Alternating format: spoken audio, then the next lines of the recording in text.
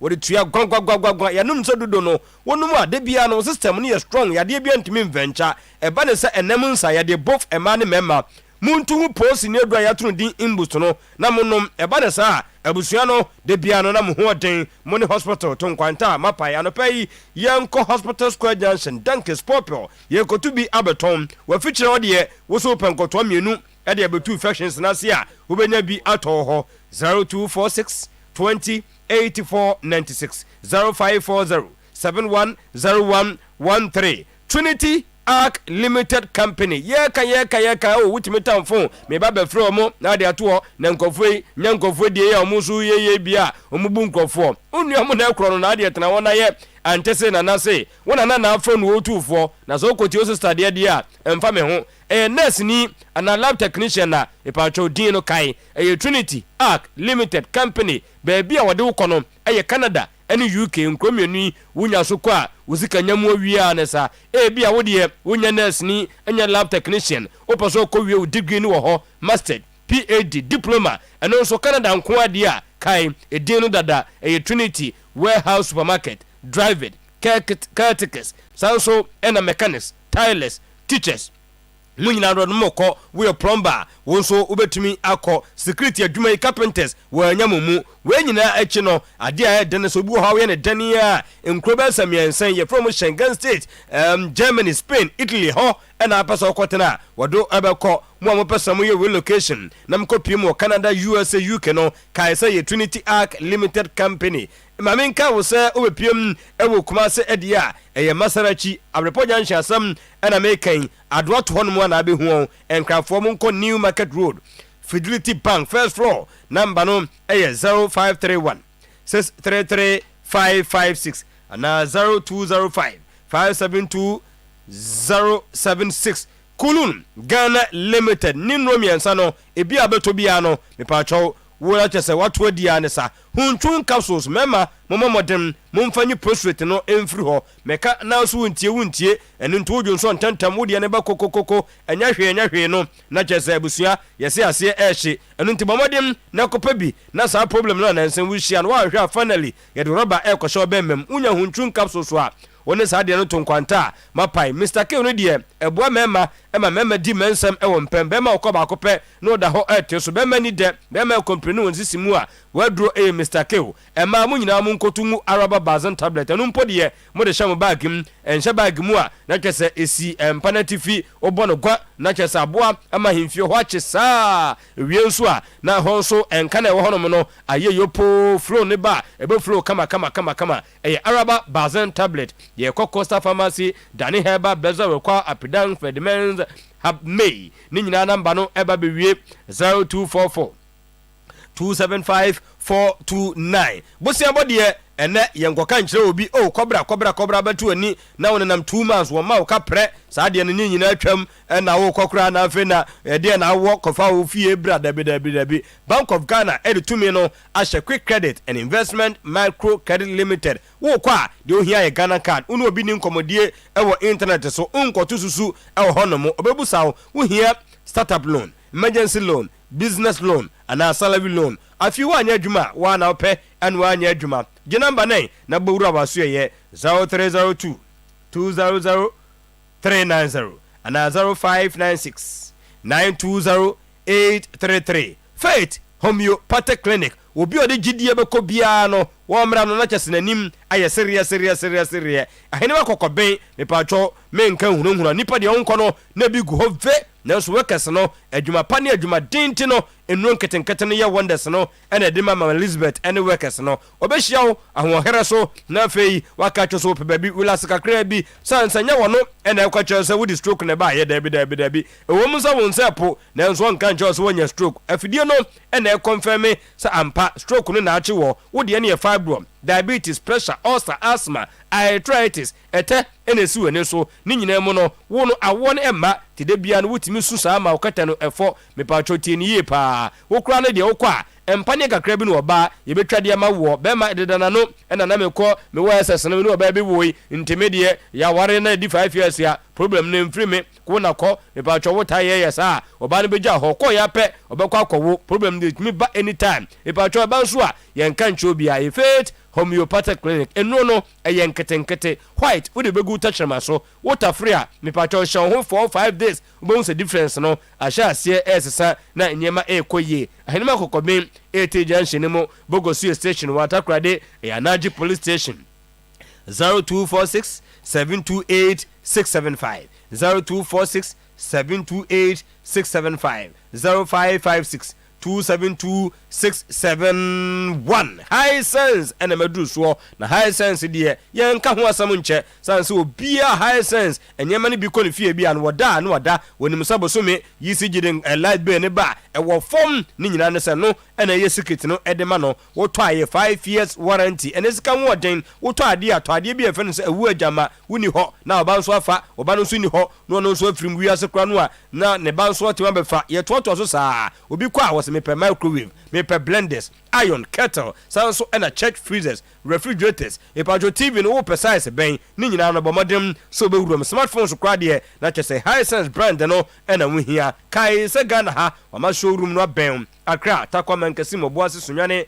Kumase, Hohoi, Kofodia Tamale Tachiman, Kumase Diano, and you Kumase City Mall, Tafo, and a Doom Kofor Clinic. Everyday prices for everyday people. Send Tian Kofor, Ebusa se Abe, Herba Clinic Secret and Diano, and I say, will be no Madronwa, no offending your catcher and say, Massa, we had your way, dear, if I call men Kobe Bia, call Abe, Herba Clinic, Tanaso, Apatapa, Junction Honmoa, Drabana de Oqua, if I call, say a second cell, sounds sooner pressure na was right timikum eba fom so a etimikum diabetes etwere ulcer gono hepatitis B PAS menstrual pains e one wa ba to so a wanimpo etutu to mepacho kwa be heba clinic obi die hania obi be ma fon na e fon mepacho nyesun abe ni secret bako ene se oboka e de ye duro ntunum na duro ni wie pe de se wa nom na akoye no akoduro bi nti wunya konum wie pa mepacho na jese ba bia edin na nyama nyina ekoye Monday to Friday, 7 to 5 p.m. The number 0243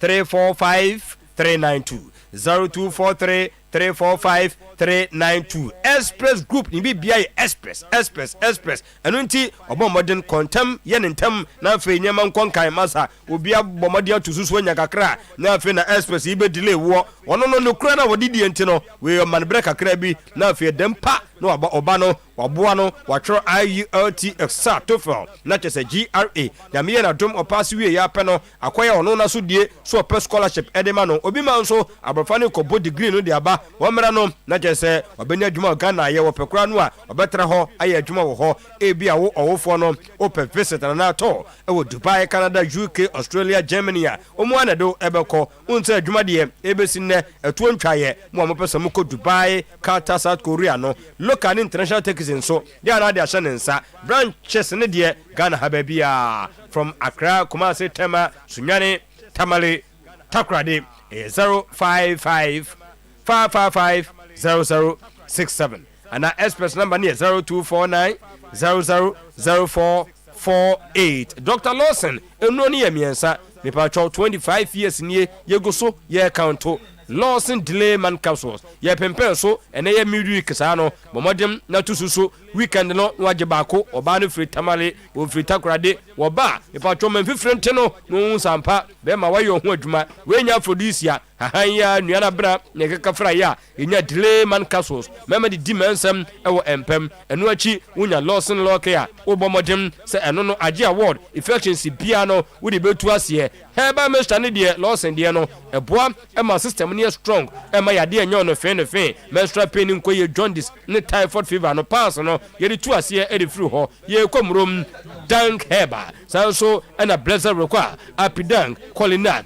0242 133 577 0248 619 999 Nanas rice tienie pa wo koto a emu obi nka nkyerɛ wo sɛ yɛwɔ nana premium rice tieniye wokɔ na bɛtena wɔ Oyerepa na mekɔ yɛ ɔmo se na ɛfrɛ nana premium rice no makɔtɔ a ɛpaatwɔ watwa nkoso wɔboa ɔmo sɛ ade no wodi a ɛboa wo ɛde apomden ɛna abɛ nipadua no nkyɛ no sese mpanimfo odi ɛnkora edi papa no mu odi yɛ maame no mu odi biribi ɛde mo yɛ no wode nana rice etumi ɛde ɛyɛ 100% made in Ghana. Yes, nti wunim sɛ Ghana deɛ no ɛne yaano mu deɛ difference ne so yɛ deɛ no wodi a ɛde apomden na ɛbrɛ wɔ wotɔ baako pɛ nso na Ghana economy no na abumi na onua baako nso ɛne adwuma yɛ fresh from a foam hɔ no mu a ne yɛde aba ne asɔ ne so packaging no ɛno ne kume no ɛfɛ ɛyɛ red sachet no 5 kilos no kura either red anaasɛ green sachet tie ne yie is either red sachet or green sachet. Na next rice no said yes ya package no and American wasam edi eche wono. Say the amana bemo mo amoso na muchini a munya bi ntontia na muhonya potom hono. Woko asafo interchange ice block horn mo a. Ipa cho obenya bi atu akwa akoton. Poku trading mo amona mo zesi e wo de ko na kwohwe na husuo no na be unsa ampa na next rice. Alright nti san ma me no kase ye wo adakojache otumfo osai tutu the second Santehene, live patron of Kumasi Asante Kotoko. Now 0545 and 773 449. Ozone's chemist in Ronia Miansa and Crantusa. Ozone's Adikabaha. About finding the arrival. About sounds of what the went to say to Bishop Bagum, the second life patron of Kumasi, every free, who near Cano, who was I man a grave mission be pet. Now, if you are a dean, a human way dean, now go so, a Bojuma, and Mangunamakoye, and Penifono, young copper V, vitamin C, and zinc, orange flavor, no, Unyabia, a support system, no, and Madiano, Yadia Mo, now if a several as nutrition food supplement, Unya Mefa tap and oral suspension, would you do a 3 no ase no any actually malaria game changer and crown phone number is 0302 sir omunhwa ni 245 334 commerce number is 03220 22496 yeda ache hima ene mofra no wonfie efiri bese finhia enso nwotwe koka bese 15 no mo ene yaso no mo so a yenya mofra bese no mo na maduasa achi ene yaso no so na wotwe yi baako ene so wan to aba ama no wo de ne fenti wo show Oyerepa every Sunday 4 p.m. Not just a unconfashioned them one ma TV also Emanyama Ekoye na ewia na wotwini no na chese episode highlight no you showcase Emanya Monday to Friday 5 p.m. na nyama Ekoye social media interview so obenya bi etimi ahwe abofra bia no so beto aba ma na de say enetie option 1 star 920 star 55 hash uwie pa obeka cho say yanko option 2 select option 1 into bracket vote enter contestant code D1 to D35 option 3 asam and amaka on 4 no I say choose number of voter opeso to edema abofra no na last one no wa approve na nyama akoyie ofo na ekura wo no yanko Google Play Store na download to www.voteeasy.com na no so udem eye faith homeopathic clinic dwumadi no omu na eye headline pa omotua papa ebo adwuma enu ntino enupa ketenkete no ne fie eye mama Elizabeth bomodem na koho boshaba electricals bebre baako ya na bomodem abadum boshaba plaza so ne form na chese wonso ababetu bi amanyama tumi akoye dano milk still now no nutritions no egum vitamins ne protein no yenyi enfrim NS Herbal Industry ointment no wo sra oba sra be mesra munyina no wedie no ekasa mani da ho clear awake ne de yedidi mensam amanyama tumi ekoyie ni nyina mo no Express Group akontuo no ya fashion nsa omonadu ebetuo uhia bibi na wonti bibi ase ewo daache hema no ho a 0242 087473 0242 087473 ene eye baako pe birthday way from Obidumbie yes owosoro no mo a wo say happy birthday enko emfama aku sazi owo manson atwere we Efri Kenneth ene sister abena ena ewehye won sister aku sexy owo manson atwere special birthday yenyina so na no pay yemfamo hye obojibu ensana show no ento aso mfama mo Clementino the darling boy yedase from Babera Sports Stadium, inter schools and colleges football competition. TI Ahmedia 3 Edu Jemfi 1 game ni gusua ekoso bavo wa jibo na say nche bia na o ma say Edu Jemfi ahye 1 ma sati ahye mo 3-1 o ka kire fensen Jamina na nyesa sana o se on ne boys ne Rocky Jamina Rocky no o mojiga apa tima school akotoko player bo Premier League bo mi de one Premier League o ma sha bavo na ozo kokoye dey na mamintie we na the supposed or alleged Georgia Free campaign team no Debbie minim hwe it's going rounds pa campaign team mebo bodi natural okay na bobo esa man 40 ba mako George camp omo se enye nokre na mini camp no nto so ansa omo se enye nokre omo se omo ni be fi ba kra ene se hu hia so bobo but these are the names that omo close to George and kofofo say omo na anwo ba omo say campaign team for Georgia Free Kwaku Eya Esquire lawyer George Ashford Tete Oku Samuel Otue Champion na time my friend Samuel Otue Champion timer team timer dey me wan so Samuel kan na time obofudin hey what you my uncle baby uncle fast from le e bia na dey bofudin no mu busa dey bia na dey bofudin because me ni na ntie Samuel dey enkroso masum e bia na o dey see yan okay we dey o meyi ni ho ano because uncle baby o ha ono uncle beka so be meyi ni ho ano ono so meyi ni ho ano me makonta me ni makonta gina se hodi nkomo wo se me kwaji ni ska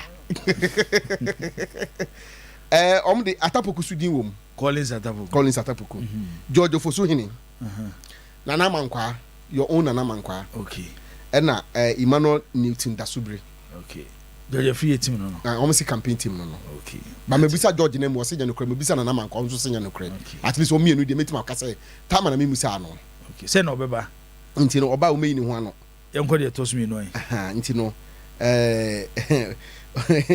Nana Mankwa ti bia beka o see I managed to put together $30,000. I started the first radio talk show in the USA, mobilizing Kotoko supporters together. Give me the CEO. Nana Kojo Jemfi. Kojo Jemfi. Unim no. Dey. US. Kojo Jemfi dey madam Kojo. Nana Kojo Jemfi. What was so deserve to be the Kotoko CEO? Miam madam for Kojo Jemfi na foforo.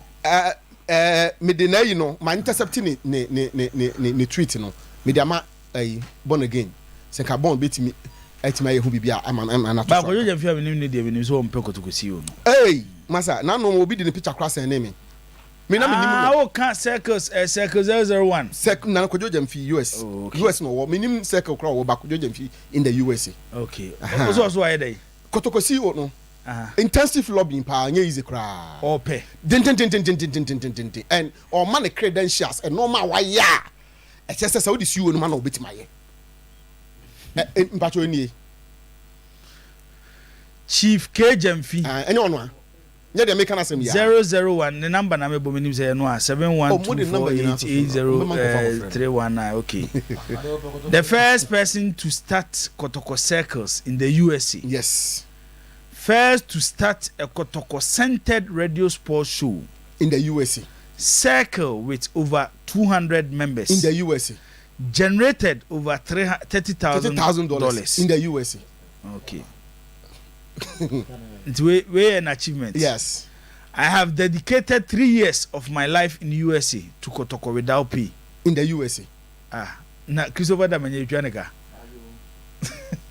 Or say, I will move back to Ghana with the speed of light to manage Kotoko in the USA. Time we na woman M1. Unim no. Oh, time we na me say M1. Debbie unim no. The question is, do you know him? Me personally, I don't know him. But I intercepted this and I thought it is good. Say, you know, be or see or what this achievable records. Chairman. Time we M1. Mane hano. Emfa. Hey, Jibo. Look at the normal also why you stage ne wo sese no. Me send the message when me because na me person me nyan fed up. Ebe den me take decision wo Kotoko. But I'm not sure. No, he say I'm for being believe say Nana was a young guy, wabe any day. You hear another young man, no so abe to aso. Na no munim say Nana a young guy, Nana ye adwuma no church no twa nentini no. Young guy bit me nka say ono akasa because me nim say no twa na ya. No na de nyoma ko to Facebook kotoko wanto no say obe kotoko chairman. No bi su kotena Switzerland. Na ebe hu ano nso de kotoko mpaboa kotoko chale wati kotoko we. These are ideas the young man believes he has. Of say or new opportunity now. Obetim dia ayede generating a lot of revenue dia makotoko. O support Liverpool na musio. Na Liverpool support be so to Singapore. Omo ma onye. The omo ma onye. Liverpool support be so to Singapore. No Liverpool no dey na wan undermine you no. What be that? Maybe I me tro come omo. Omo kire me no ma menya ansa na omo ma me kwa me ma ye no ma bia no kra mpo no. Nya market wa. Ese kotoko ni ehia asumdwe. Obia no aye kanta cross bia mre bi atwam bia ne ze mane fa na asemoma emfa mane ha no enti young man no so French ni se ne pa possible emfa de ode ba no young man no so de no so person de beboa enye sa na wo bi ye adwuma yeah this is Nana Kojojem me makasa asem bia ba for but amanfo ntiase se Ghana your man hardly ene enya ni pa omo wo mo 30s 40s ahead the big institutions the youth asem na making enti say you've been your opportunity as have big institution sort the mention say a big institution youth no ya said yes a pushing because he's making a case for ye nyina so the mention and also a youth and I'm say oye ni ye that chibi no say po nipa mama be yes adwuma na na bi e corner do see with 20 show age 30 40 41 42 oh sia kura be ye na that age no ye ni ye nti yen consider no so what the mention say sia kura be ye na that age yen consider no but ye memu ha no ye youth na ye the next generation no ye hu ni panya opportunity no ye adwuma no bi she akire no otwa ase they say they Kojojem fi ye sike but Jibo me who be a drift yako so what can age asem dia you yenye ni say na ya young guy. I'm making this gentleman is also a young guy. Na yes say or support to the youth course. Under than say or undermine no. That is your view. Yes. Opportunity and go for so line up or more train. And that has been the problem at Hakotoko over the years. So there should be a paradigm shift and it should start now. To say on no pen.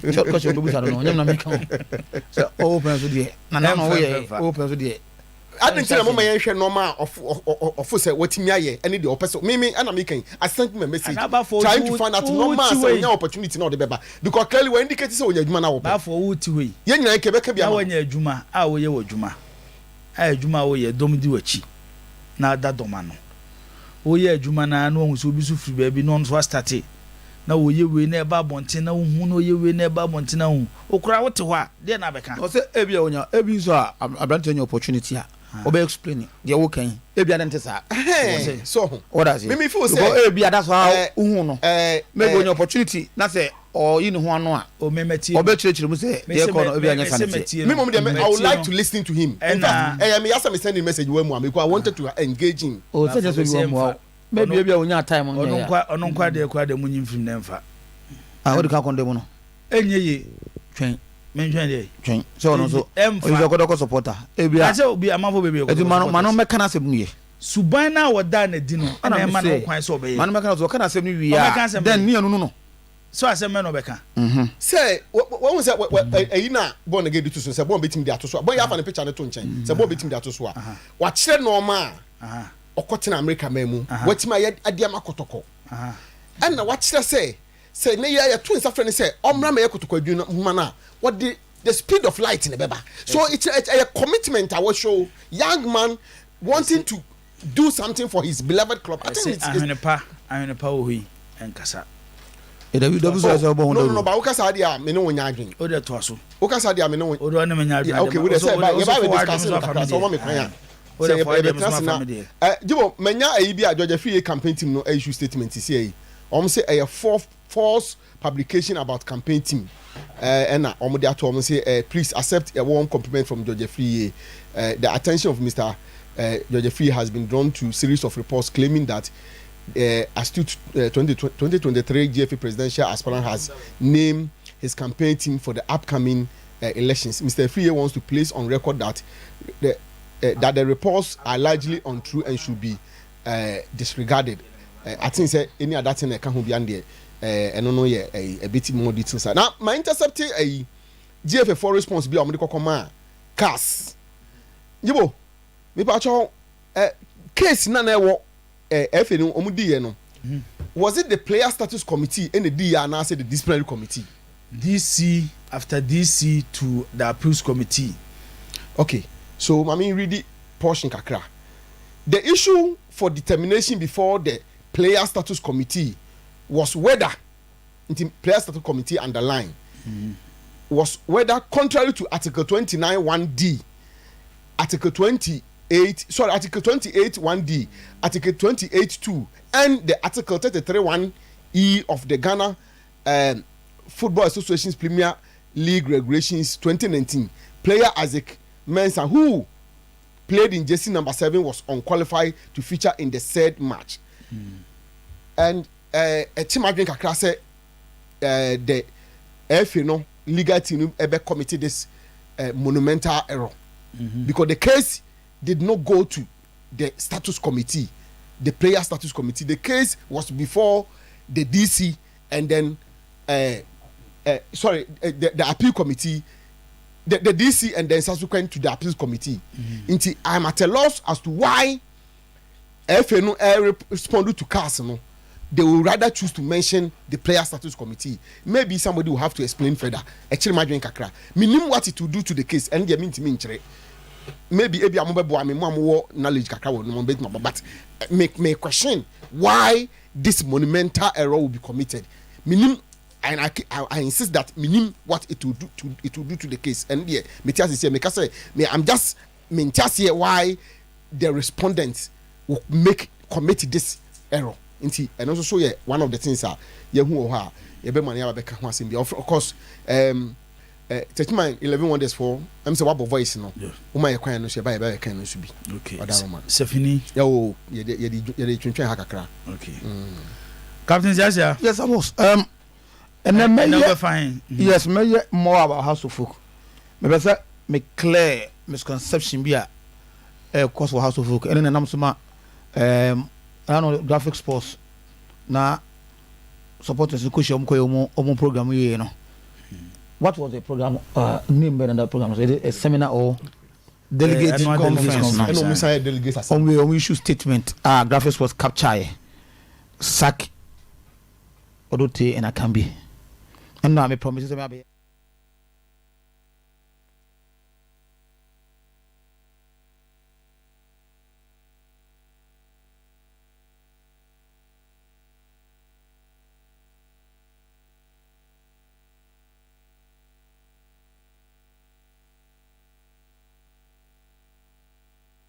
Omo de 2 NCC from penny phone nim.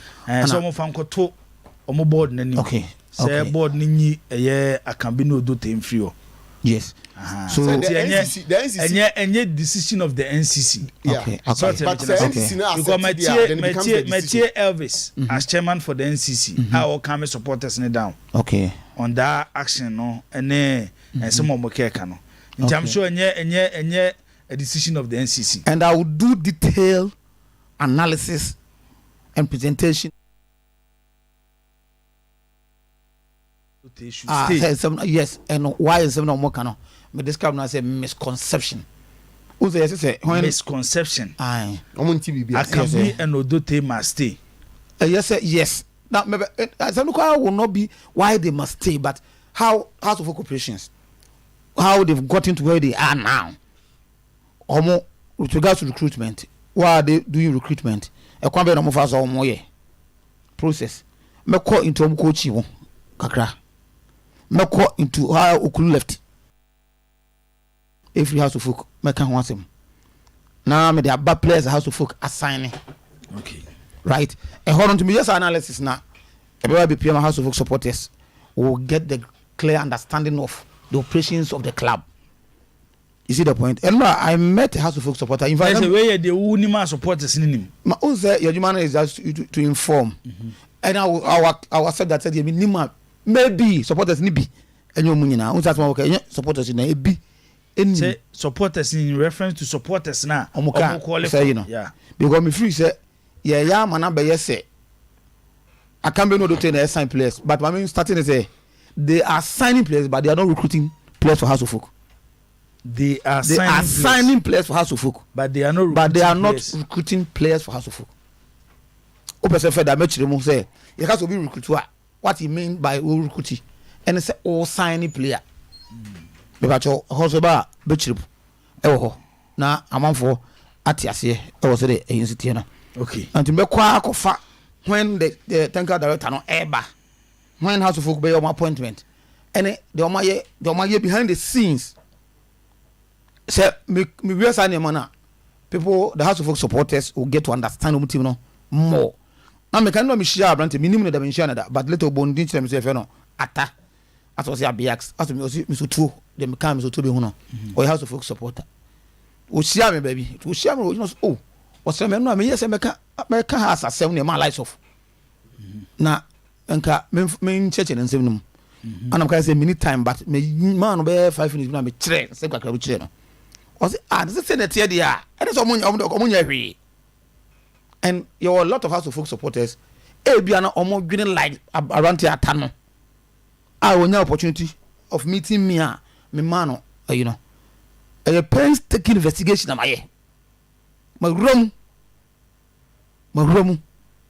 a back possible some of the technical directors or technical consultant of House of Folk me bo mudin e so okay kabi e ba dem am ho adwuma kobi na ma bakọ kakra bibia bokọ de Ramon ne kakra bre na afie mra fie ana ne de also fie nko a sani ayen de ya kai one hour ntino okay seven na me kan bibia cho ha se I'm 3 minutes be am catch us 3 minutes cannot discuss Mr. Vincent Adu Poku and the comprehensive discussion I want to have with respect to normal koso across folk and to be push about and nti ahwe ekoko rem kakra ahwe mra na osa be am 3 na masanso da konya bo chi and na ye be be sha self e wa na wo anti be ye na nti supporters na omo call for the removal of Akambi and Odote no who you in support of it? Oh, some of them yes me in support. Some people should rather come and support me. So I adam can. Some can they should rather come and support you. Oh, some me can. Some my presentation however and over is getting to about 2 years now. Where I believe say Elijah can be no more you know. More across of folk and that they don't deserve to run a big club like House of Folk. Some of them are can't and so people be our supporter. I mean mom no Benjamin na me support to House supporters. Omo na Bible so Kofi champion seminar walking him not say we move to that direction. But what as you okay. And the discussion you have on Vincent Adu Poku no will throw more light on why I was say if you're a supporter also you're much more vigilant with respect to normal course across folk. Me who say club na friends House of Folk no ebinom ehun omo mo manage the affairs of club na say munye hu the pedigree and the magnitude of the club. Club ne kese no omu aso mu hunnie because ohun club ne kese ne na say the year in retrospect House of Folk nearly got relegated. That's the only opportunity to address supporters. They wouldn't be speaking the way Elijah can be Vincent Kasano. Kobi, I'm for the first 10 minutes. Okay, so Bright, the Ben say you better the voice of Mr. Vincent Adu Poku. Bright, or say House of Folk supporters or more pese. Onona Elijah can be any Mr. Vincent Adu Poku or move free House of Folk no. Omumra bonten omumre evidence. Omumre evidence. They should provide evidence. Why Mr. Vincent any Elijah can be also moved from right? As an ever voice and so bright already about Bismarck Usu shown so na Patrick Asumani or hey. Nana Kwesi Ochusu Lampard as the greatest player ever Chelsea. Kwame Beam on the Lampard. Why believer Dobachi or say even Jesus Christ know Lionel Messi is the greatest player in the world. So if the lady like he should tattoo all the players in the world and leave Messi. He's still the best. Stephen Kwadwa Sante Chineboa, aka Santana, watching you live from Accra, Choco. Zola and Lampard are great players at Chelsea, but any day I will choose JT, John Terry, as legend ahead of the two. Yao Sebe here from Amokuma Himfi, or say watching live from Gospel Oak Barber Shop inside Amokum. Upon Owusu Besma, I say good morning. The best sports show is Airborne inside Asante Achim Tokwai. Okay.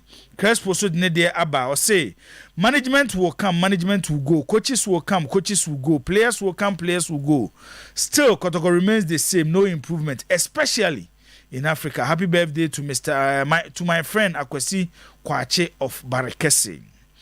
Ayana Bibi Smack was watching live from Sunyane. Strike and Fad, you people are really doing well. Okay, yeah, that's it.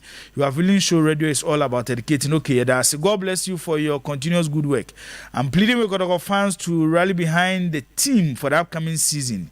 We don't support individuals, we support Krobia. My regards to Kovoda and all listeners in and around Sunyane. Ransford Kuma was watching you live from Medina. I love your crew. Good morning. Okay, good morning, Ransford. Srebwan and I was watching you live from Achimachiasi. Keep up the good work. Yeah, that's it. Entry Ike or say I'm watching live from Dabai News Side, the best sports show in Ghana. Your passports no size. Greetings to all Dabai News Side taxi drivers. Kofi Aji, my black man, was good morning. Watching you live inside Pig Farm, Accra. Ronald Ajem or say Ronald watching you live from Kufuridia Eastern Region. I love your sports. Okay, yeah, that's it. Or say Free Famoski or say I'm highly disappointed in Zakito with how he addresses issue involving Coach Boadu. First, he called him arrogant when he lost 6-0 to WAC in the Champions League. And yesterday too, he said Boadu lacks communication and he should learn. Even Messiah tried to call Zakito to order, but he was trying to attack Boadu's personality. Being on radio does not give you the franchise to say everything. Greetings to Harry Ewa, my all-time favorite. Watching you live from Austria. Ose Free Famoski, Harisu Wante Wonka. Abbas Zachary, Ose, keep up the good work. Okay, Abbas, yeah, that's it. Akwesi Mark, Waso Passports is live again in South Odoko. Is Slavia the only player Liverpool is pursuing now? Good morning, Akwesi. Yababa, nearby her second batch. Ricky, well, you know, I am ready to Bright Usu Messiah. But ose dey no more no. Oh, was supporters man evidence and chire why I was on here can be. Nti now the evidence ba. Say me dey becoming some to the more voice no why. Okay. Nti. Okay. Na yenye discussion kakra bi.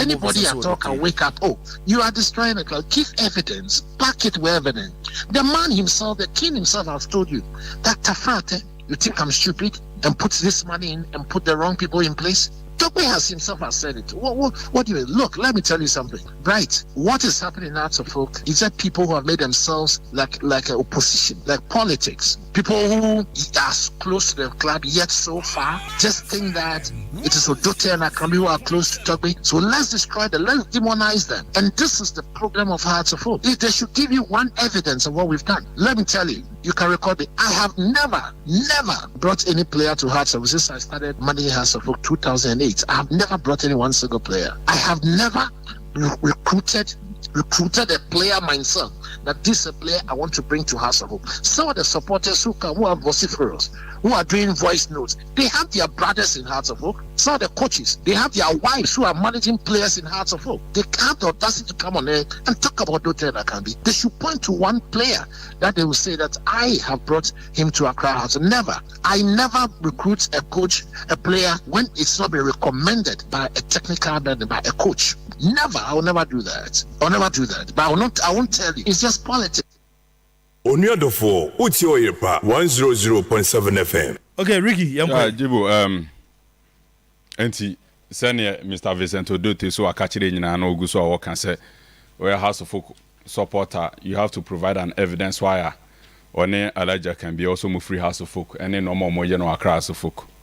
Jibu, say ye season, see a boot season we. Now fair football club, not winning club or no, the level of the club. If you know the early status of the club, now see we season, no, now say ubu kompoko here with China so share the performance of the team. Now supporters feel say performance of the club or no above form. And a normal course on any de Bema club now fortified to compete at all levels and come back to the glory days now. You name a club on it belong to. Now supporters started or more call for the heads of Omo lead the day-to-day affairs of the club now. Jibo, we don't come out to say Omo fa evidence emra because season now you no House of Folk were 4 points away from relegation. Jibo Mpacho ye. House of Folk football club and their friends are House of Folk. If you care to know, so be refia. So obi refia. Season now you now. Mr. Vincent Odote so was say man evidence and how incompetent, how weak they've been as managers of the club. Young kofa evidence and mramet chere why o masan as o munya ade. Season na ye no House of Folk were 4 points away from relegation. Jibo Kofi, do supporters still need an evidence to tell Akambino Odote so munya ade? Maybe there can be other factors. Other factors like factors ni be say one of the bad seasons omunya which any continuous until obia last 2 seasons omu lead team omu G League omu last 2 seasons omu participate ewo African Club Competition Champions League Confederation Cup. Season before last season, Commonwealth League, they won the FA Cup. Until over the last 3 seasons, Omoma has trophies, Omama trophies, getting to 5 or 6. Ubetimia you see just a season to say 1 season, and Komoya relegation tea. The Omoya 2 seasons ago, the Omoya 3 seasons ago. So one way training in muti enyo mu free. Want me you so one bad season until so I want to me back out with this speech and also with this statement. Because they are coming from a season as supporters in Bofu. And let me tell you, supporters all over the world, they're the most impatient people in this world. Every season, let them get trophy this season. Let's move on to the following season. If they don't replicate that thing now, or when you're satisfied, that is supporters. Jibo. So your season, not a House of Folk circumstances a House of Folk common. So bet me the league table now to one come House of Folk helped me average the number of points and also multimina. So for 100%, a House of Folk could amass 50% of points accumulation. This is the kind of performance a House of Folk admired last season. And the supporters based on the performance of the club, they expect a ledger can be any Vincent Odoto. And me let me say this. So watch a club in year and the Toba Fede. It was only some Obodu's era and Omoje trophies meboa. And then some Obodu time, you know. We are talking about 11, 12 years and the Toba Fede. There has been only 1 season and a House of Folk Timije trophy. Only 1 season. That was the first season of some Obodu. And the following season Omoje MTN FA Cup. So a child say even reigning trophies, you know, it has not been consistent with a House of Folk. Et my for that season of some Obodu no, my stretching it to say House of Folk has been very consistent in terms of winning trophies. Club on a consistency in winning trophies. Anywhere it has been only 1 season or 2 with some Obodu asa.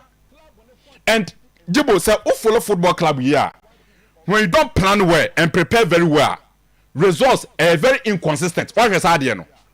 And this is ubeti off. When the planning and preparation is very poor, and you have bad leaders managing the club, so once you have the consistency now we expected from a big club, no, on first had the animal, and that's the situation with the House of Folk. And make us as we say, Obi Biara will lead the elite club, big club. Let's even put the status of an elite club somewhere. So we lead a football club. Next year season, that's the team now performing. Now support a statistic or more reaction. The response to a more reaction and just go and bring evidence to tell me why I wasn't be free because me the mimi say. Yet there shouldn't be a point in the House of Folk history with any Ejibo. There shouldn't be a point in the history of a House of Folk season number 2 relegation. Bago now, utie voice now boy in year. I am say Osenta na asem no 1 area. Say. Ultimate accusation on what Tibino about players or mobile House of Folk. And to say metie the old boy in the Omar Bright boy in here or say we have 1 evidence chess or no honorable Vincent so wodote or the player aba House of Folk. Now from 2008 I was starting so year Jumama House. Obaye as CEO ebepim nei a oye board member no. Onfa player ba kokra Emma House of Folk to be gina baby ka se House afeli na you know do teni akambi ene koto sa players na Emma House filia. Obi mfa evidence mechre say player A, player B, player C. Mona mokoto mo ba House nti ene e ball league ni wie ya. Eka 4 points ka ye relegation. You know one thing. We said the very moment our supporters be bad boys and be cast assembly. You know the period on bad boys and be cast assembly.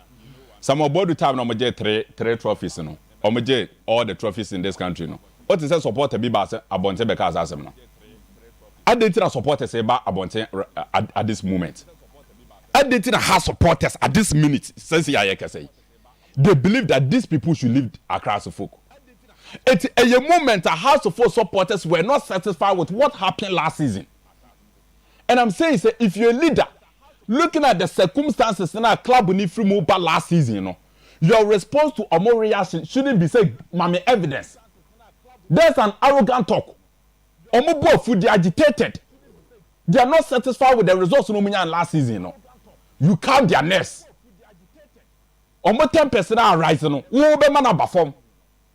But so ko catch up say mama evidence no we said the club nearly got relegated and me Jibo as a supporter as a fan out baby there is no evidence how the match no say club na mo manage no mo incompetent than the club battling relegation. It is the lowest point in the history of the club.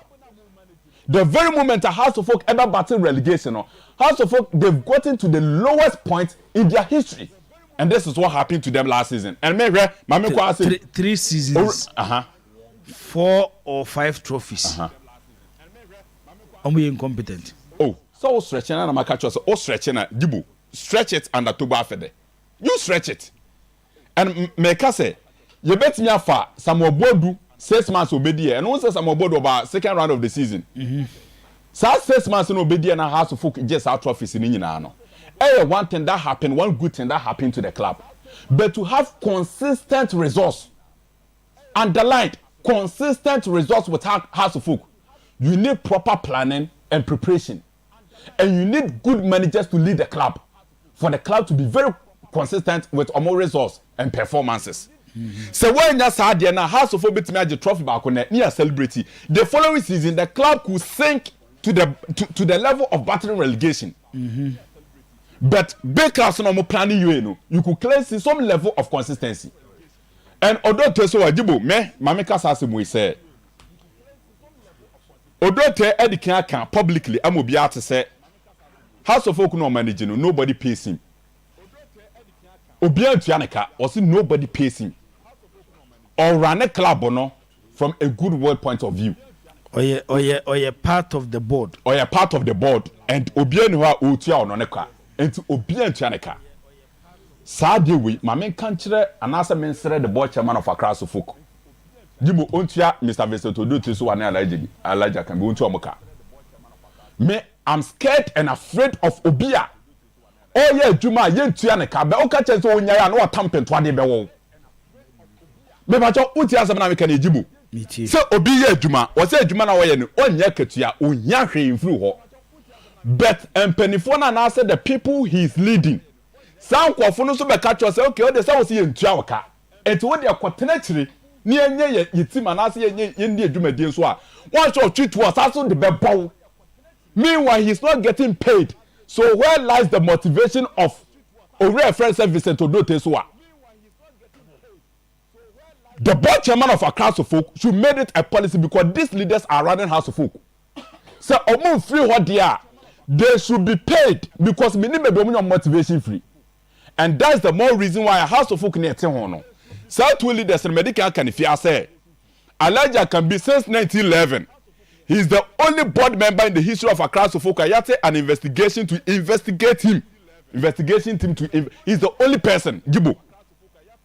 And me say as at that time, our motive investigation team to investigate Elijah Kambino. If they had come out with the findings of that investigation, by now Elijah Kambino, the board member of Accra Folk Bio. So, the findings of that investigation now, Madam Ivy Howard Miss, so, finance ne ba bontia by now and Kalaja can be on House of Folk view. Vincent Odote so akacho so manage House of Folk since 2008. Okay. Mekano Ofia say in 2009 2010 and the club name called relegation almost there be anyone. This same Mr. Vincent Odote so came to Ken Faisal. Or the Ken Faisal called relegation we all know. Last season with Vincent Odote so House of Folk were 4 points away from relegation. So about 3 movements, 2 with Accra House of Folk relegation battle. 1 he relegated Ken Faisal. Such a person cannot lead Accra House of Folk. But the Toba for the GD sustain I also only lead the club on Edia, Mesrano, Ochianica, because mini baby motivation free. Because Jibu, Obia into Arcadia and our supporters ever wanting all out. But now, wasn't quiet the honorable 10. But what the catcher, Vincent Tom Flon, Okita to the ball. Nana Berema Tuntumbro needs some. Why don't you blame Togwe? But people he has. Let me answer him simple, Namenko. 30 seconds. Which people appointed? Why don't you blame Togwe? But people he has employed. Very simple. Or you fear to criticize the board chairman. And Ebi's one, and they're sorry to him, they're Ebi program. Because I've already discussed Togba Fede and I've placed all the problems at the doorstep of Togba Fede, but I've moved on. Togba is one individual, all the other parties, they are individual. We discuss everybody. Let me answer him. Which people appointed and I Board. I didn't think you're discussing and I appointed, so be mechanic, say we should go and discuss the board. Say you be so in the club in anymore. We will discuss every step and every decision he takes. Odote can be. Position be no mukra wa house. Position mukra wa house of folk in NSA. Ya you almost shadow management members. Official. Omo do church. Papa ni meji na nim catch say we chief executive officer and we managing director of the club or general manager. But me ko fear champion ni house of folk supporters ah. Meba. Some players na house of folk assigning na one or two no mu twetwe pictures or more sign contract. Any Elijah can be. They are the ones managing the club and the answer is that say yeah appoint to Obia. That's what about leading a certain company. We then decide to analyze every step that person takes. So we are analyzing the steps of Elijah can be any Vincent Odoto. So don't tell us to go and blame Togbe. Togbe is one part. These people too are part of the problems. But that's Kofi. You I want for me issue. Almost me campaign for Nana Kojo Jemfi and Anya Sane friend. Chief Jemfi. Chief Jemfi. Okay. I'm not campaigning for him. A story no hu na there. A story no me hu. And I'm the ababon tin say. Abrantie no ese ono no ma wa ye dia makotoko wo America abuchi memu enie. I sent him a message because I wanted to have a discussion with him to understand the Bofiba ne nyoma officers onya sa opportunity no a obetimi aye. Ne ye nyina interrogate ye nya bia ba beka ho me madwuma no. Say me nya hint of bibia na ye follow up and bring it out there. Now generating public discourse. Na ahwe da bia betimi akwa wie. Say ye nya na Kojo Jemfi. Na say okasa and all the no about bontin. Na ebi ho questions and obi we issues mpo about him not the bar. We will discuss it, we will interrogate and discuss it. Enti me pamocho minya campaign ma obi a assistant here today. Minti minya campaign ma obi a. Enti ma enye sa rejoin the answer na amanfo aye because some have even come on my phone and they are dealing with me but it's part of the human also popular. It appears for what I'm seeing but also I'm missing a call. I try call him back but me nyano nti I'm missing the call is here. Onye popular within the Kotoko supporters. Nti time we ni nyama no e be a time for nti we will still do further and then Jibo osemkafo msi bibia wona me I will be surprised time we nye o say na no me that ha supporters ni ko share wo civil service yi hono no auditorium hono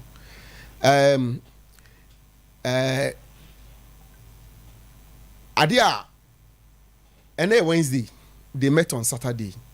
Me checks me say still no resolution no enyanko board for no hono. We understand say some members ti say they na captain ne can say almost say part of the resolution no and can't particularly the board chairman say only I can be no dote in free team anymore.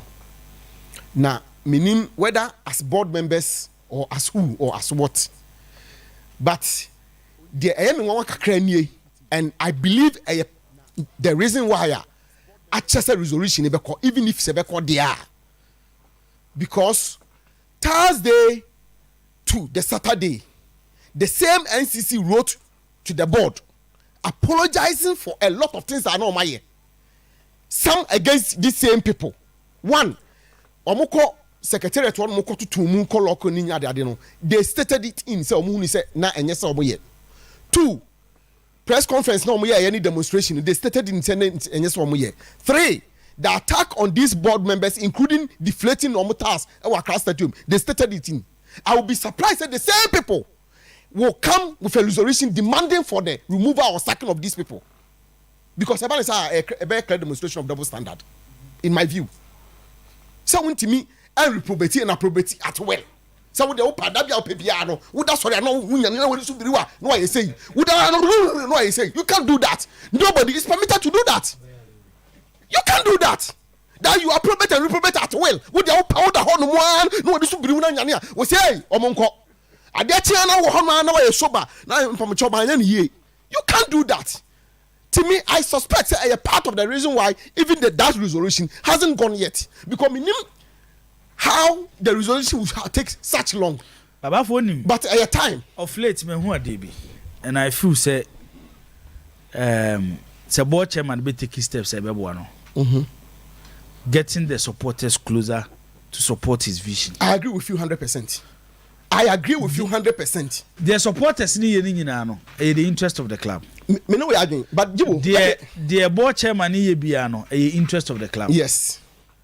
O share a nyoma House of Folk board currently undertook Yomaya. So the Makato said, "Me, I have my issues with them when it comes to the AGM." AGM, yeah. Because of the company structure, and they on any day make wasam. But if you want to become before fra, building a new secretariat. Building a training complex, the investment our with team no mono. Ye mu bi de yehu. But the supporters are not seeing it. Omo say si ho. They are seeing it. But omo hu so mfa so. The time I can say on train supporters ne men no. Jibo tobo meba. Say what the mention say. Meba. Say supporters no otwe omo ben no a. After supporters na dwe be move beyond only 3 points. Jibo. Because you have afọ. Yet has 1911. Okay. Yes, it's true. Togeba has 10 years as board chairman. 10 or 11 years. I think he's going to his 12th year. Yeah. To 10 if you number of years a House of Kenya. It took his administration to get a training complex for Accra of Folk. That alone is equal to winning any trophy. Yeah. That alone is equal to winning any trophy. Yeah. So what I say. But problem then say there is a huge gap between Ono and the supporters no. It's nyoma no kura oye no. Nyoma na oye no. The supporters doesn't see it. Yo. So when you say media by the opportunity ayenya ye adwuma on krakakra nti no. We had the opportunity of getting closer to nkofo a omulidi House of Folk. Enye andatogbe nko a you know very well say need bese manche. Even now crime it me call the palace. Because you have opportunity any in your relationship. You know very well say Atu Kwegin was a very good friend. Unim say me ne kwade yetna CDD. Ne kwade and ye you back my sister be friend say Charlie me ba ho yetna CDD.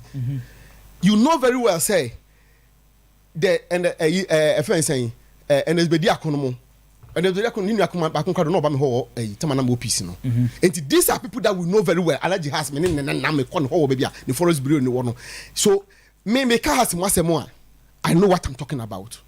Sad distance now and between the supporters, and I agree with you. Say, a good timer, somebody must find some way to sort of close the gap. I agree, but sad distance, it was not the making of Toby. It was the making of the supporters and the politicians in House of Folk. And I will explain to you. Supporters, you see, may many opportunities to discuss House of Folk. No, it will bring sanity into the club, and I will do it very soon. Let me make a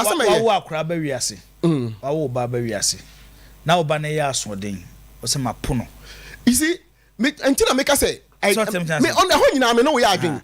But you see, the supporters keep making it. The supporters keep making it difficult. Look, Minko, the back, the but Tamatogo take over. The first CEO or an MD. The first MD for the club was brought by the supporters. Fred Crenshaw. So when the way Hassini, your crime will be resisted. Hassini will continue. Don't say where Hassini was actually a vice president of the supporters candidate to Beji. So on no, yeah, ready to supporters in Belgium. He wouldn't have accepted their candidate.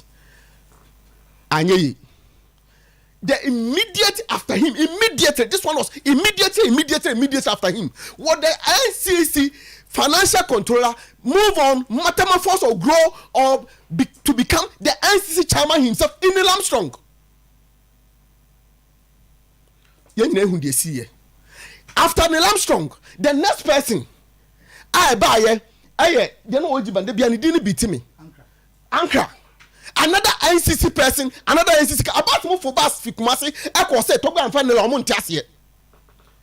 3 occasions, he listened to the supporters. 3 occasions, he listened to the supporters.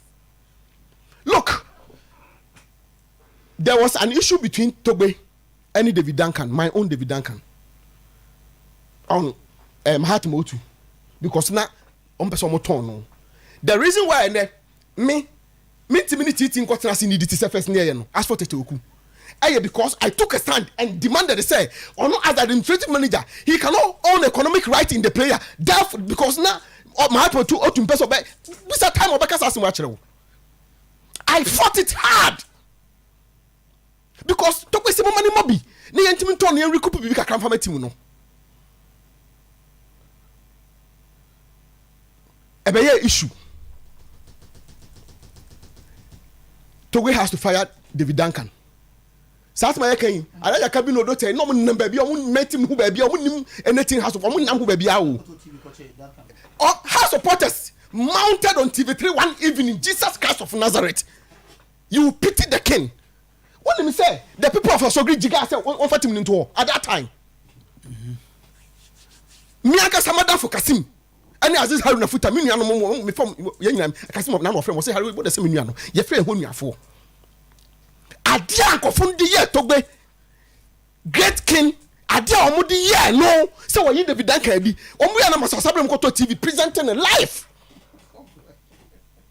I'm mentioning them because these are my friends. We know mo they know me, I know them, and they know say afami ken baby American. Adentia because they were fighting for the soul of House of Folk. Because Omufo say Tobe was taking over the club. Omufo say ancestor Kwani Honomo. There were people who didn't agree to the shelf rotation. Me say I can't be a daughter team. Just a small screen. And some of them are also pursuing personal vendetta. I said there's nothing in it. Togo is the target. Togo is one that you want to fight. He is the one that people want to fight. No one to me because only said nay. So much has to focus supporters and it's alive. And you know, easily the easy target and then easy production, ready for cry, easy production. Although I can be a story a week. The supporters ne kano me say ofu say nim bosire mu kan obi look supporter bi say o my den no mo di atem and o kasa do and o kasa and you see sometimes me nim say I can be some of in the comments ya na me cry na say me ne ye fa kakara ya na board chairman say nua na kamino do ta so ama no ma so ama no and you see the board chairman knows. And normal what the fast would be afford, even including Frederick Moore. At that time, Frederick Moore was working at House of Folk. Has any legal. And then the crucified daughter said all that time in your house in your way. But also, daughter, he was in Parliament. And I'm a boy. We are talking about facts, incontrovertible facts that nobody can challenge. Okay, then people were taking decisions within the club. You see? Now do tenia can be no, but can you say some of the decisions I cost were has no? Omon can be. Omon to me ka so mon kan ho. Omon mu kro to me ka so mon kan na me mate ha ka so mon kan ho. Because me ye start was it last season? Our board chairman be share supporters in the war. I was there. You sure me papa me he said it when supporters raise concerns. E was say Ejuma omo ye club no ebi omo de omo nim. You can see yes. Ti mi ntam ka so omo mpo omo ntimi ka say decisions omo kan na course na eba no. Then there was a release signed by the board chairman say say the day-to-day activities of the club. Where you do tenia can be a free home. Or do more call to be mine. Honor koyo mojuma. Into team nidia, or more mate team this is mokoye. Yeah.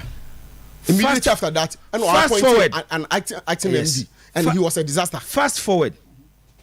Any 2-3 months. I can be with the TBM. Because immediately after Oye's statement, you know, to satisfy supporters, Nicola, you know, he appointed an acting MD who was then working as a supporters liaison officer, and he was a disaster. We are both tamana. What your supporters may say? The last MD was a disaster. He was a disaster. JBDOT program. Aye, on campus. On my public. Obama say, now, why do you think he has stopped talking? Busano, why he has stopped talking? I do be a command warning. Jai. So when you say on what the bar, many information, many documenting put their back and to one farmer. See, I'm quite the next. Yes, boss. And check you be right. Take a player's percentage is mean I can't cast ever back home. Oh, master. I know some money. I will say, who's the player day? But minions. There was a player day. Would I miss minions? Now I can't say, also a crowd of who's the player day? A crowd of work on way. Just say we be right a next herbal industry for sure. Now you know more Edim Komo. Ogede Chavez. No, and my own industry for sure. Kabito me Shadow Bruta or must what me say. A view or opinion that is incorrect. Oh, and you know. Mamin come away. They were not natural. A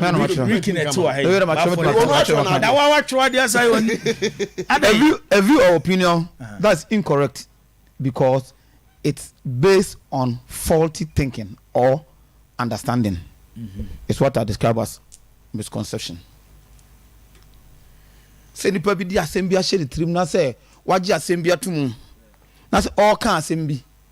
Na asem na all can Eja na dwena onim say adwena odwena so no enye papa. Adwena odwena so no enye papa. But or they can accept say na accept tie. Any of misconception. But just what I say. Asem no nipa na ka no. What the kind of asem na share the trim fast ayi no ho. Asem no do share trim enye papa. Enye correct ayi. And I say ha no well informed. But or the side can asem. Any of misconception and they can have so full. And they Mr. Poku me ko how house of folk juma say club make say enei the person mo no supporters no support on board na in the near future no on be bo so many beje but I musa question be under some obuadu you are no beje league no on a house of recruitment. Some Bodu. On a house of recruitment. You know. Or by midway, second half run on a house of recruitment.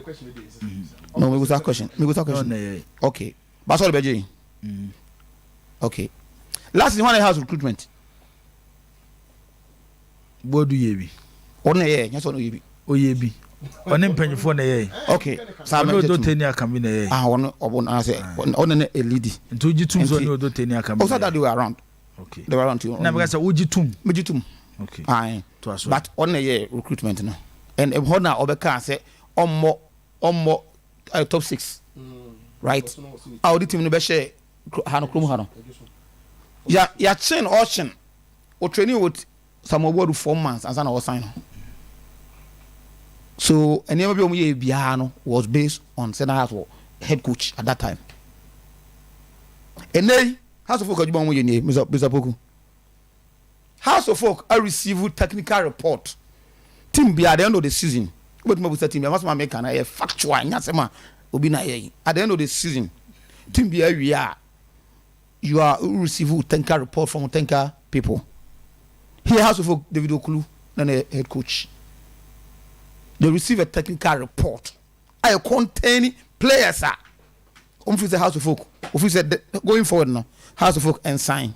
If you clue as a House of Folk, we are season. Right. My information tells me say Coach Ampon Okulu take you over now. Now, I don't report or the House of Folk. Matic. I report on the House of Folk. concerning some players bi a ɛsɛ ɔmo so ɛhwɛ ɔmo no recruit ɔmo enti saa players no ɛna House of Folk ɛwɔ technical consultant baako minim sɛ ebi yɛ local ebi yɛ Ghana for saa Ghana ni no he's been a scout for a coach in Ghana here Agile League yɛwie yɛ no glory yɛde ma coach no yɛ say na scout na wɔyɛ adwuma no ana boy adwuma nti follow season coach no scout no nya problem no one scout coach na team Agile League yes because o ma scout no call you no enti na one team Agile League unum that person minimum that person you need me modin that person is a local person House of Folk or House of Folk technical consultant no it's the House of Folk enya Ebenezer Sifa maybe that so already of UK but or UK maybe that okay the House of Folk nya technical report no including omo ye technical consultant no they send it to them to evaluate those players because coach be a list of players or my first choice or my second choice or my second be na one first choice no and one you fall on the second choice no these people did evaluation of the players including Rennie Hidden sir House of Folk think that no sign no unu no okroma ana okoko one ho ba so the moment House of Folk a power no they send all these players technical consultant no obedi can technical report from Okulu and some from Matic no they send all these names to the technical consultant who they did their own analysis you know they made the technical director today note say this is the players that we want to sign medical catches or the Organian background and the information that I have when they say he's had the videos of those players actually also one input I won't say so on one but an input now they gave go ahead to say you can sign player way the reason why because Odote and Akambi and your recruitment but they are doing the signings and say some process every can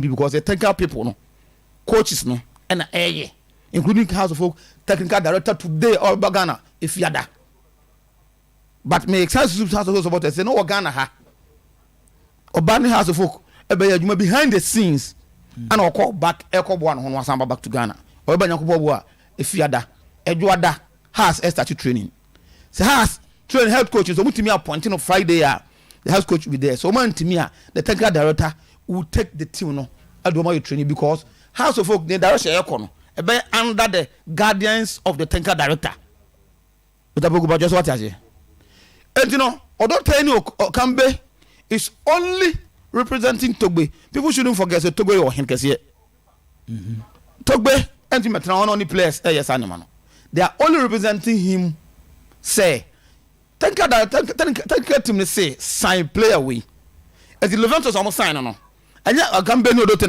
no the technical team of House of Folk that's a consultant no has given a green light they only talk to the players said here Yama recommendation no now I agree on terms Memo will say Messi say you be 5 years contract Messi 3 years contract agree the players allow the player to sign on House of Folk document the players become House of Folk players and Baba Isa these people don't go search for players for us but when recommendations are given now akasa it House of Folk our technical people that they are working with clear and those technical reports no and based on what you are saying it say the technical team now the House of Folk board our trust our mumu fantastic say players be on best select my club ni bia no coach ko awoba na input anima eso timi de adwuma say technical report no team bia wi for example Kotoko ene ya Oguma bayi obehwe Kotoko technical report from last season na wagina so add ne the account da adwuma now House of Folk omu technical report omu sakan you know the technical director of today who's House of Folk team no ebeko ono no direction the tanker director no e pen no Obama House of Folk omu DNA how they want House of Folk to play and we are not implement this idea no and we are not tanker director no aware of the tanker report House of Folk has given it to him time organ no and the names of the players no contain no and has no tanker consultant America say back we Ghana ni that I know. These are coaches how they've gone around in the system. They know Ghanaian players, so they advise them.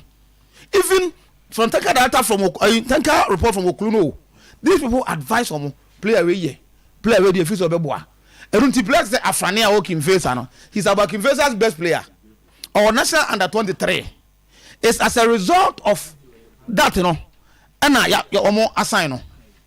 Follow. Player like Osubana Hene or a player Minu Bobo. A tanker report from Okuluno and no aginaso. And a tanker that your friends a consultant, I'm gonna go ahead. And now we're more air sign. So Masem said they are not recruiting, but they are only signing players. Signing player there with a Boku, young football, and your coaches and normal just signing. Coaches do recruitment, and that's exactly what is going to our House of Folk. And it's obi to also say I can't bend your daughter na for players a bar na recruit na person can sem e man be say no kre na hu yahin but omo ka ho omo take it oh some of the technical aspect omo ka ho but the only sign because players we are Leventus odote and the tenase what I say I can normally think friends say ohine kese na tenase Togbe but Togbe has assigned them what I say omunye sa djuma na no edo omu ria then omu de recommendation akoma Togbe player we yet me na ska say we say na release sika na za kotuaka so the technical aspect of it enya wo they don't come here. That is why odote bet imagine radio so catch obi a say obi man a single player won no and the Dubai has up to date yenya one single person or two abase players also so and that is asema the whole House of Folk. And so because House of Folk any technical team now more sign players you are only saying something but that doesn't represent so based on the information Adema and Nano Payne say there is a technical team has assembled. There's a technical report that has a receiver from head coach last season. Aside then because said they're okay. Oka said there are others some consultants. Until Omunina a part of the technical team has an omudin come to select players on the club. That is where Omanya from the technical report then the consultants are given to them say these are players that you coach their mind. Right? They go through. No matter it's okay. Player we are Medford, can say player we. If player we are okay, we better one asking you. And when they are convinced, say okay, strike and the boy holding Medford honor. They tell House of Folk say then go for honor. Right? Now House of Folk, I don't know, at their board no say mumpe player we. I can be new partner says Ebini Di Maria. I did not recommend Di Maria. But when the House of Folk establish Di Maria no quickly no aba no be player no no number then odote sit in the secretariat and negotiate with the player contract negotiation we are no sign can be mess about so for the last one so I be you be say babiem kofi you be say babiem you go to ade kakra you go to ade so bad dey say come on tum so get the one happen them come on what na be saying some of them Thomas Dia put the phone down and after when information you know get edin come from Enesteba industry as omo na dey awake natural capsules and afi Enest ointment e dey abadwa so ogede am akwa ba anopai can you know anopai sorry gina sima nwatwe go edu edi ni kopay ahoden ye dru park ne so ayetime gina ye na so ni abone sadie ye nia ye spectators no esi peno enunti ena ye ka se eye Eneseba industries omodi enu papa ba adura wo de wankasa no wapira oba biebu wo honam na ye oya ball na wo boy ye no se usisi ena ahwe for ma ensuro ye de eye awake natural capsules aba awake natural capsules ye du pa ba ama mani memma ebua ama wodoso na ɛboa nso ɛma wo baabi yɛ wo ya titiri paa ne sɛ wo baabi ebuo ohunam yɛ wo ya ukotodwe wo sisi mepacho GB na ɛboa bisu immune system frɛ was 0245079915 0245079915 mepacho ɛyɛ natural capsules papa ɛboa abo nipadua ho ban ebusu immune system frɛ was 0245079915 anya duro bia na wasa wotɔ enuro dɔɔso abu nyasa wote si obi ka wote mikuram twetwe adura mansan nyina gye atom ye huri so ye kuram twe satete wanka bomu aban ɛno an sɛ wokɔ Ernest Herbal Industries ɛyɛ awake natural capsules adu papa ɛboa miamia wɔn kyere wam ɛboa ɛma wokotodwa ɛyɛ wo ya wosisi ɛyɛ wo ya waposo edumre bia wadanya ne paa nanso wote brɛ wote honam yaw medofo maame menua bɛma de ɛbɛboa wo na bɔ ho ba afiri honam yaw atipa ya giga edumre bia wo ko nyina na gyene me kanfo awake natural capsules adi amaw chemical shops ahodo nyina ye wo bi ewom kodane heba wo benya bi ewo ho sanso na wo benya bi ewo tribe of Judah ko na efre was 0276537701 0276537701 me pa cho aduro wei enne ukodwa so atobi anwumre yi ukofie tobi kofie uyo oba wo ye bema ebo ho ban obi onu ma wo se wo fro staircase na su ni sisi no kubuwa di nam amamman enya ni sisi maame minua bema wo ba aye awake natural capsules eno na mafo nyina age atum se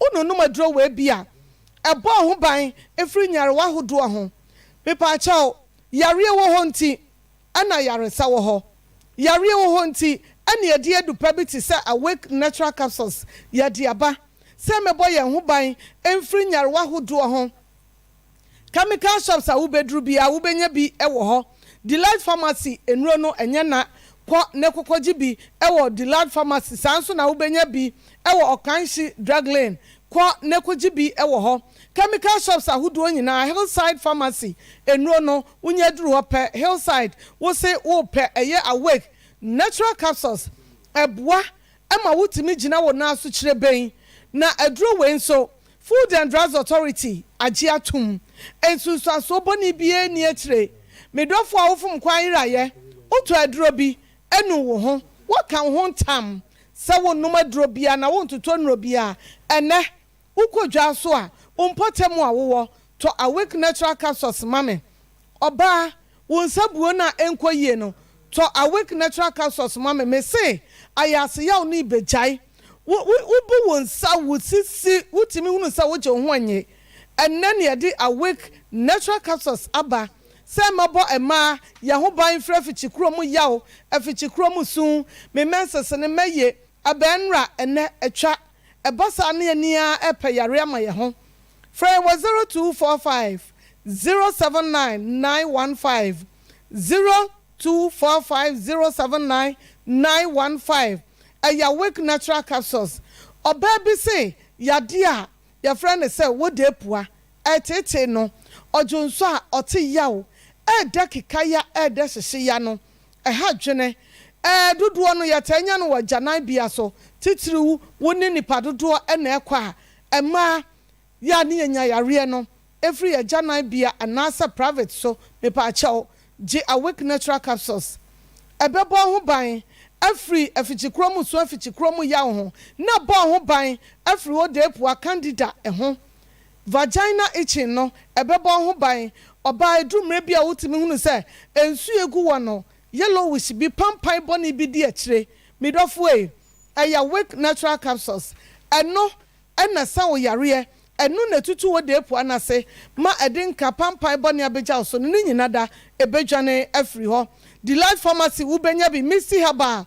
Kolenak ensu wo bi Dani Haba ubenya bi ewo Gabson Pharmacy yenko ni yenko jibi Benon Pharmacy nso ewo bisanso na nkokọ Ousko bi eno so yebenya bi ewo nkokọ Tribe of Judah yenkonkoji bi ewo ho Okanshi Drug Lane eho ena yebenya bie Kings Walk Heba yenkonkoji bi sanso na Repass Ventures enso yebenya eye Awake Natural Capsules ewo ho 0245079915 0245079915 ana 0276 537 0276 537 and also ebebua ofre ebia na wo penido sopo ni bi adure eye enye nro bia na wasa ononom ye kuru no party tiro ne sai mejonso ne emma edumre bia wo jonso a na asasabin predu asamoja wom edumre bia wo jonso a be ma na wo chem me pa acho entina ho ebra Wake Natural Capsules wo ho wo twam ye de rubber koto be mem enu ane se waje bie na Awake de eba mama ne mema yanum bi yaso ahwe na ehu sa Wake Natural Capsules eye dukan a wonum a ensunsuaso bi eni akire wo bibidro kan tata hye ya wo benum anum biem etu nyarwa hodo ase me pa cho kane no na ye ma menum wo yare bi ye frɛ ne nanso oben ene ma ba ne nyina bi ejefa ensura kire kwa ne kwaje eye ointment wunyaje ointment ba ko pɛ ye frɛ ne sɛ ns ointment a ebeboa stretch marks ase betu utimi hunu sɛ kakarure aje obetiri ho afa wedie no nkoye kurukyire eni na ewesra adien ena wo de besra na ase atuo wanim no asa wo yetuntum asa wo yekokɔ ye hyede hu natural color wo color no ayekokɔ amie hunu enku bia begi ase na to ns ointment ebeboa ama chicken pox ni nyina enuoma aye kurukyire wire wonemu apapai me pa chaw edro ba akopɛ ya to pretty chemical shops ahudu nyina mu dani heba Kolinak ubenya bi ewo ho Gapson wo Koforidua ubenya bi wo ho no waji bi wo Tribe of Judah eno so enye na dani heba enye na Benon Pharmacy kwaji bi wo Delight na jibi enso eye Misty Kolinak Delight Hillside Pharmacy ubenya bi wo sanso na BB Pharmacy so enye na Delight Pharmacy Koforidua Gapson Pharmacy Koforidua Drug Right Pharmacy Koforidua and Benon Pharmacy Koforidua Ousko B Pharmacy Hillside Pharmacy and also BB Pharmacy won koko Kaswa so for any Tribe of Judah na Okashi Drug Lane Kings Walk Heba Repass Ventures Nisi Pharmacy, Tinatet Heba, Baseline Pharmacy, and a Rich Jones. And also Ubenyabi. Kumasi suya Dani Heba, Misty Heba, Kolinak Heba, Habme Pharmacy, and a Chris K Heba, a Hunina Benyabi. And na ya the number where mount. Now from Kwaira, Wafre 0276 537 701 0276 531 701 0245 071 915 kwa nakokoji enuro ni bi sabre de mi jamo ama Ogede Chavez Chavez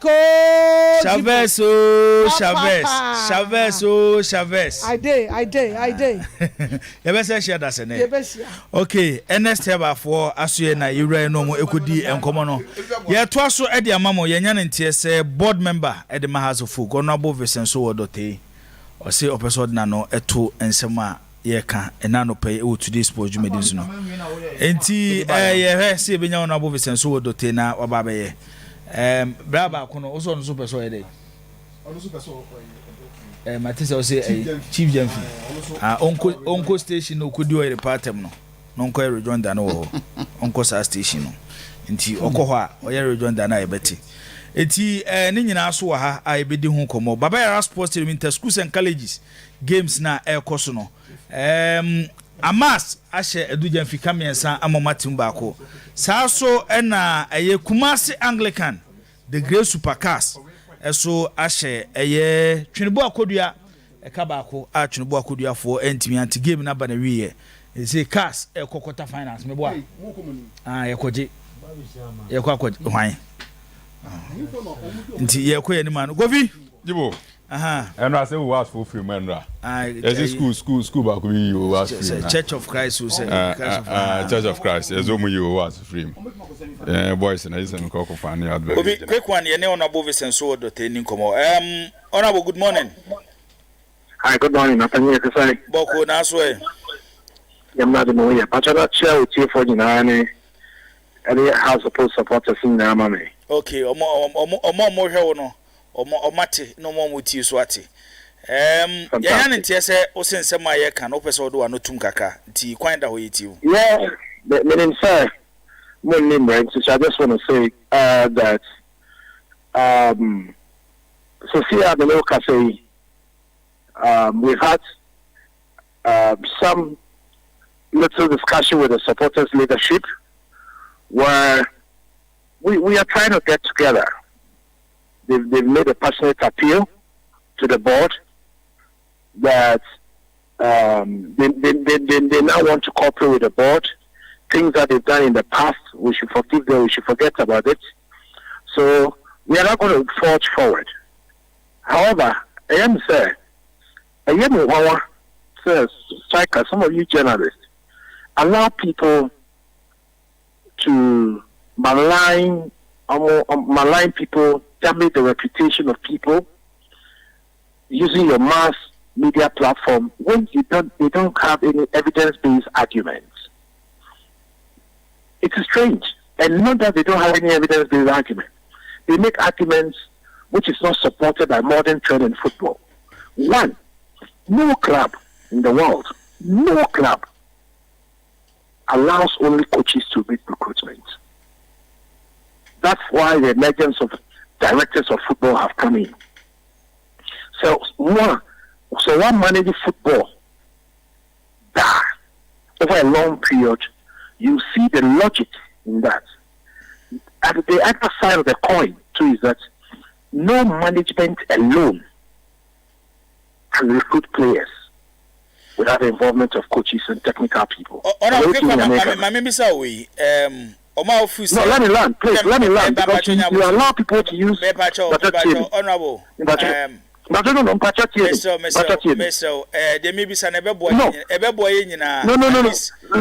me finish my argument. Let me learn my logic. If you say asking questions, and so boy, yeah, but if I don't finish with my line of thought, maybe you won't understand it. No, baby, I will connect and make contia. Before say, honorable to say people that criticize. Ufu say most of them enya no credit to you no. So when your opportunity say ya, enya avenue for you to tell them enyo ma mo ye, enyo ma ufu so mo kan enya no be cheche mu di akere mo. Striker, the first issue I have with you people like you who host programs, is, please pardon me, let me learn. You see, you have the equipment for mass media. The person who is alleging or criticizing or making accusation, you have to let the person support it with evidence base before you allow them to use your mass media. Not just because it's somebody's opinion, especially when they are damaging people's reputation. I have never, throughout my football life, Hearts of Oak or King Faisal, you can't allow it, sir. Manage any player and brought it to my team. I don't do that kind of things. I don't do that kind of things. Chope Afede doesn't do that kind of things. Alaji Akambi don't do that kind of things. So when I hear, I want everybody to, since I came back from Parliament, look at the squad, the 30-man squad. Forget about the plus 10, the under 17 that you have to say that one, you can add it to it. And people should pick them one after the other and tell us 2020, 2021, 2022, 2022, 2023, 2023, to show for the past 3 seasons. Say, playing away is managed by Honorable Dote, Honorable Akambi, or Toby Afede, and we brought that player into the team. It has never happened in Hearts of Oak. Okay. It has never happened in Hearts of Oak. But that's it. Yeah, time. Kamenya yemma time nyame ya admo china. Nanka and some amount so war nanko aba na oda. My chance say the supporters have through an only branch. Now all the things done in the past, we should forget about it. Now they want to work together. Okay. The reason why it happens, yen kasabi breno, because some of the arguments, some of the things people admit, the striker, people admit and talk about it, because nobody we all listen to CNN, BBC, versus nobody, no host will admit a baby is not backed by evidence. All the players since that for the past 3 years that have been registered, nobody, none of them have come without the consent of any coach who is in charge. I have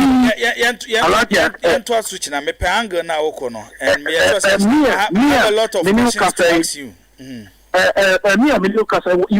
must ask questions that's evidence based. Don't just ask questions based on your opinion. Otherwise, I won't answer. Because this is what is trying to football. Honorable. Yes, this one is trying to football. Yes. Me sure say me busa question be and now no pay any evidence based. No. I'm just telling you, because to teach me what to do. Please. Yes. May the needed respect amount you are speaking. Don't attack the please, the cost of the matter. Let's give respect to ourselves, please. All right, today's post and was good so na ha 100.7.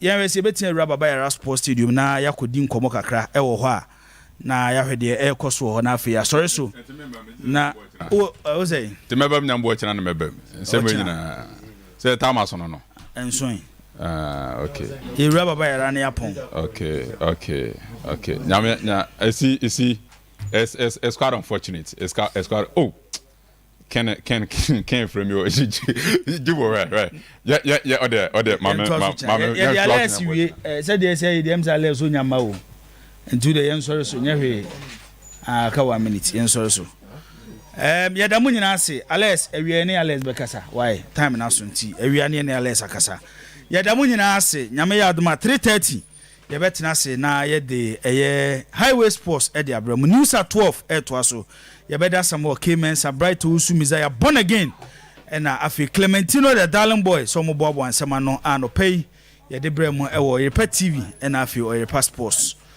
news at 12 and to aso nso aba atena se a the news mba ono wan eba of ata fata na upolo shirt ide anod no where for US na bra wo